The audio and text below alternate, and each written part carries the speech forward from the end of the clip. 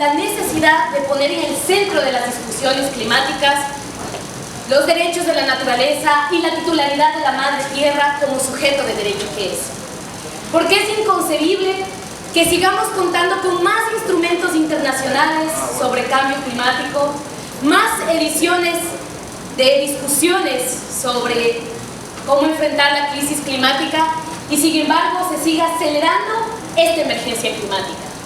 Creemos realmente que poner en el centro a la naturaleza de las discusiones climáticas nos va a permitir ya no pensar en soluciones falsas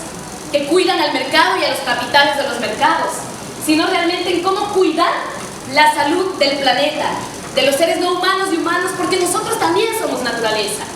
En la práctica, pensar en un enfoque desde los derechos de la naturaleza nos va a permitir construir nuevos marcos normativos, institucionales, éticos, políticos, realmente que podamos imaginar cómo cuidar a la madre tierra desde el principio pro naturaleza, pro ser humano, de precaución, de prevención y de responsabilidad intergeneracional. En ese sentido, como se explicó al inicio de esta sesión, hemos caminado más de un año para llegar a esta sesión final. La primera se realizó el 22 de septiembre del año pasado en el contexto de la Semana del Clima,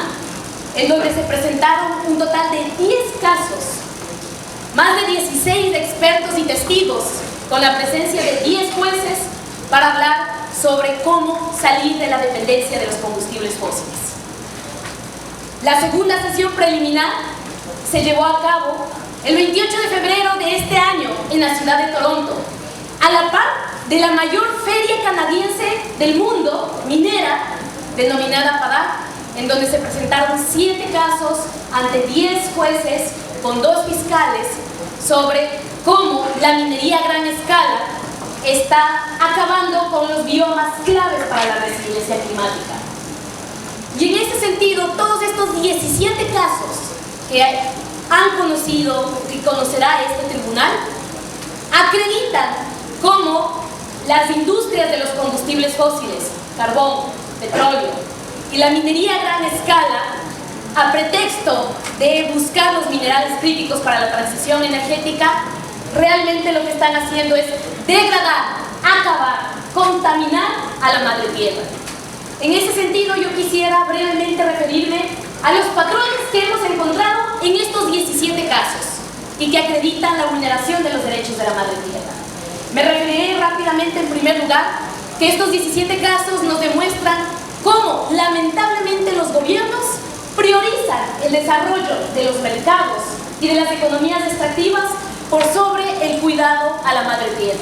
En ese sentido, vemos, por ejemplo, cómo el desarrollo de zonas especiales industriales, de carbón, de minería, en Mozambique, en Sudáfrica, realmente, a pesar de que hay reservas naturales como el archipiélago de Quimera cerca,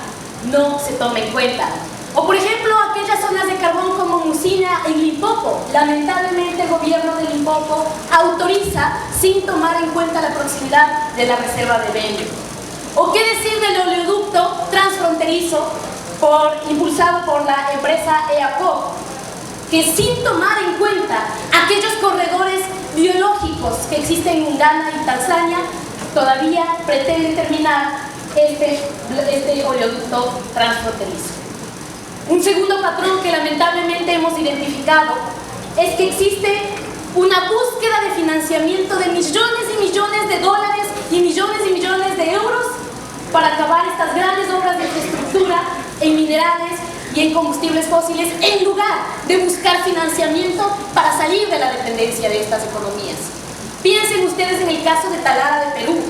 Tienen graves denuncias del gobierno peruano por estar endeudados públicamente para construir un oleoducto que tiene un historial de derrames grandes en Perú y de una refinería de Talara que todavía no saben cómo terminar de usarla. Piensen en el mismo oleoducto transfronterizo de ACOP, que aún está buscando millones de dólares para acabar el 40% de tuberías que le hace falta.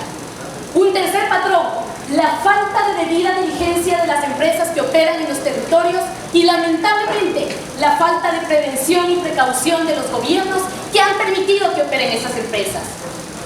Esto lo podemos ver claramente en el caso del derrame de más de 800.000 litros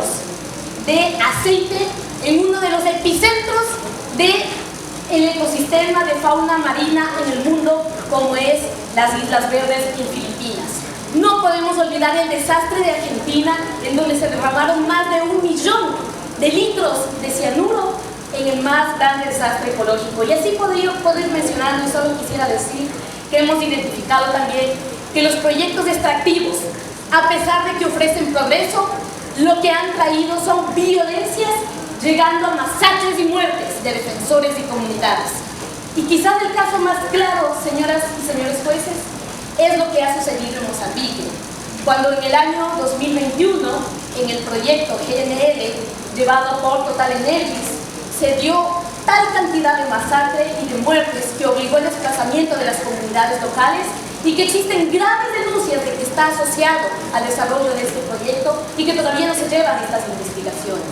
Cómo no hablar de la falta de consentimiento de las comunidades locales, cómo no hablar sobre la falta de transparencia en la información y la dificultad en la entrega de licencias sociales, en la impunidad por falta o por los retardos injustificados o por los sacrificios de la justicia por meras formalidades. ¿Cómo no mencionar la militarización de los territorios en Ecuador para impulsar los grandes proyectos de las naves y de palo quemado? Se dice que se van a llevar consultas previas y para ello se militarizan los territorios y se criminaliza a quienes denuncian estas prácticas. Y cómo no decir las prácticas intrusivas de las empresas que han roto realmente los tejidos sociales, han puesto en contra familiares y han arrinconado a las comunidades a asimilar estilos de vida que no son propios de su cultura. Y esto nos dejó los testimonios de Josefina Tunqui el día de hoy por el proyecto Guarinza. En ese sentido, queridas juezas y jueces, quisiera solicitar,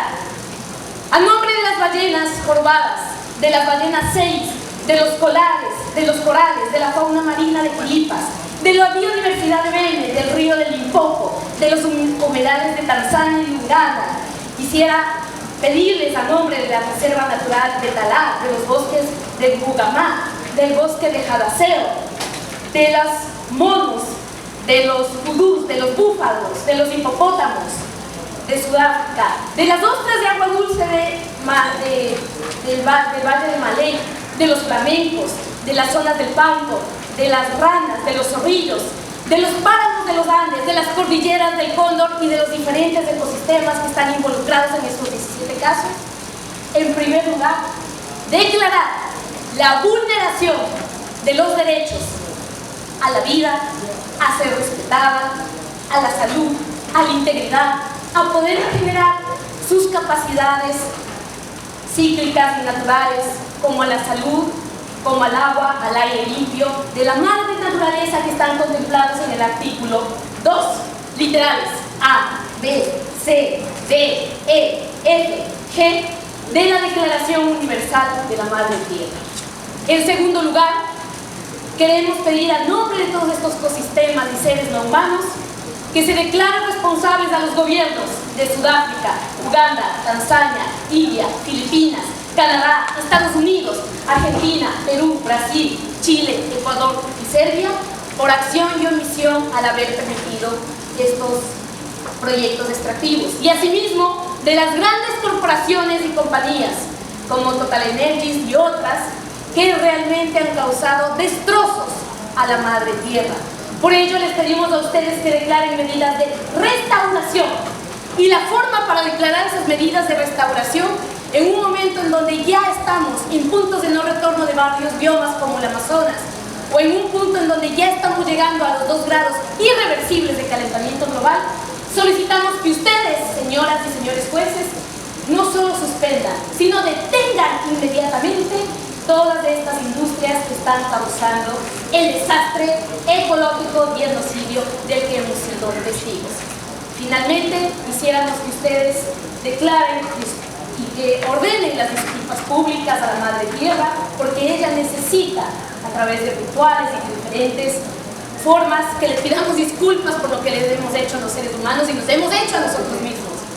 Y finalmente, que quede un hito, porque no podemos seguir atravesando esta crisis climática si no transformamos nuestros patrones de relación con la naturaleza. Por ello, señoras y señores jueces, vamos a entregar toda la información oportuna para que ustedes puedan entregar sentencia y creemos firmemente que su dictamen va a ser precisamente el motivo para que podamos llegar a un nuevo pacto con la Madre Tierra. Muchas gracias.